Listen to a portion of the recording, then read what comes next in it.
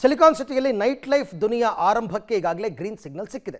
ನಗರದ ಹೋಟೆಲ್ ಉದ್ಯಮಿದಾರರ ಬಹುದಿನದ ಬೇಡಿಕೆಯನ್ನು ಈಡೇರಿಸಿರುವ ಮುಖ್ಯಮಂತ್ರಿ ಸಿದ್ದರಾಮಯ್ಯನವರು ಈ ಬಾರಿಯ ಬಜೆಟ್ನಲ್ಲಿ ಮಧ್ಯರಾತ್ರಿ 1 ಗಂಟೆಯವರೆಗೆ ಹೋಟೆಲ್ಗಳನ್ನು ತೆರೆಯೋದಕ್ಕೆ ಅಸ್ತು ಅಂತ ಹೇಳಿದ್ದಾರೆ.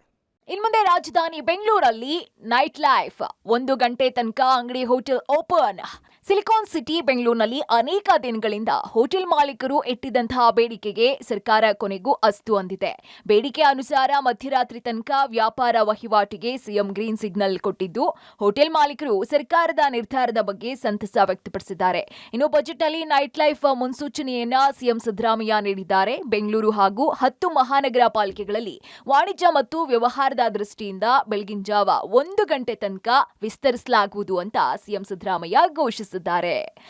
ಬೆಂಗಳೂರು ಹಾಗೂ 10 ಮಹಾನಗರ ಪಾಲಿಕೆಗಳಲ್ಲಿ ವಾಣಿಜ್ಯ ಮತ್ತು ವ್ಯಾಪಾರದ ದೃಷ್ಟಿಯಿಂದ ರಾತ್ರಿಯ ವೇಳೆ ವ್ಯಾಪಾರ ವಹಿವಾಟಿನ ಮೇಲಿನ ನಿರ್ಬಂಧವನ್ನು ಬೆಳಗಿನ ಜಾವ 1 ಗಂಟೆಯವರೆಗೆ 1 AM ವಿಸ್ತರಿಸಲಾಗುವುದು. ಬೆಂಗಳೂರು ಸೇರಿ ಬಳ್ಳಾರಿ, ಬೆಳಗಾವಿ, ದಾವಣಗೆರೆ, ಹುಬ್ಬಳ್ಳಿ, ಧಾರವಾಡ, ಕಲಬುರಗಿ, ಮಂಗಳೂರು, ಮೈಸೂರು, ಶಿವಮೊಗ್ಗ, ತುಮಕೂರು, ವಿಜಯಪುರ ಮಹಾನಗರ ವ್ಯಾಪ್ತಿಗಳಲ್ಲಿ ಇನ್ಮುಂದೆ ರಾತ್ರಿ 1 ಗಂಟೆ ತನಕ ವ್ಯಾಪಾರ ವಹಿವಾಟು ನಡೆಯಲಿದೆ. ಸರ್ಕಾರದ ನಿರ್ಧಾರಕ್ಕೆ ಹೋಟೆಲ್ ಮಾಲೀಕರು ಫುಲ್ ಖುಷಿಯಾಗಿದ್ದಾರೆ.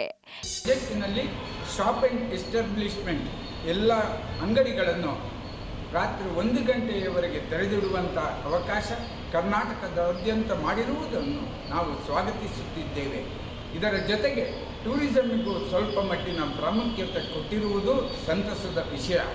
ಇನ್ನು ಈ ನಿರ್ಧಾರದಿಂದ ಹೋಟೆಲ್ಗಳು ಆದಾಯವನ್ನ ಹೆಚ್ಚಿಸಿಕೊಳ್ಳಲಿದೆ. ಇದೇ ಕಾರಣಕ್ಕಾಗಿ ಸಿಲಿಕಾನ್ ಸಿಟಿ ಲೈಫ್ ಟೈಮ್ ಅನ್ನ ಎಕ್ಸ್ಟೆಂಡ್ ಮಾಡಿದೆ. ಇನ್ಮುಂದೆ ಬೆಂಗಳೂರು ಸಿಟಿಯಲ್ಲಿ ವ್ಯಾಪಾರ ವಹಿವಾಟುಗಳ ಸಮಯ ಇನ್ನಷ್ಟು ಹೆಚ್ಚಾಗಲಿದ್ದು, ಸರ್ಕಾರದ ಖಜಾನೆ ತುಂಬುವ ಸಾಧ್ಯತೆ ಇದೆ.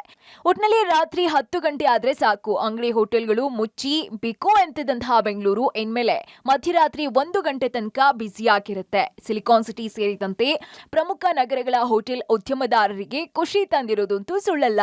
Raghu Mariswamy, metro bureau, public TV, Bengaluru.